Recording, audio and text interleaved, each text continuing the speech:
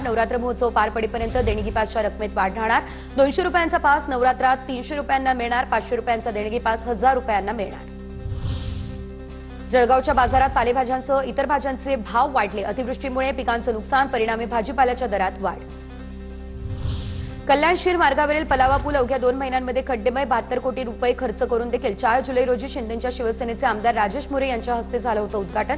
पुलाच्या कामाच्या ठेकेदारासह संबंधित अधिकाऱ्यांवरती कारवाई करण्याची होते मागणी। नाशिकमध्ये सोनसाखळी चोरीची धक्कादायक घटना समोर। 2 भामट्यांनी पाणी पिण्याच्या बहाण्यानं खेचली सोनसाखळी आणि या संपूर्ण घटनेचा सीसीटीव्ही समोर।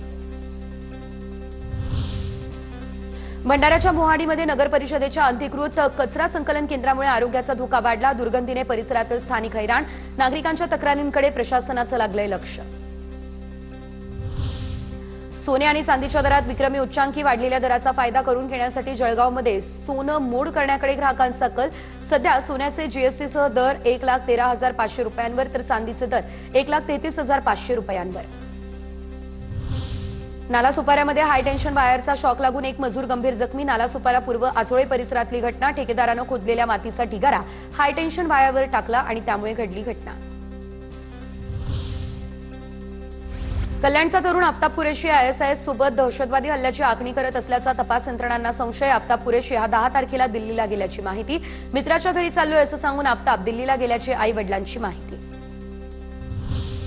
नागपूर एटीएसच्या युनिटने कामठीमधून दोघांना घेतलं ताब्यात। पाकिस्तानमधील काही लोकांसोबत संपर्क ठेवल्याची माहिती। सोशल मीडियाच्या माध्यमातून दोघेही पाकिस्तानमधील लोकांच्या संपर्कात। दोघांची चौकशी सुरू।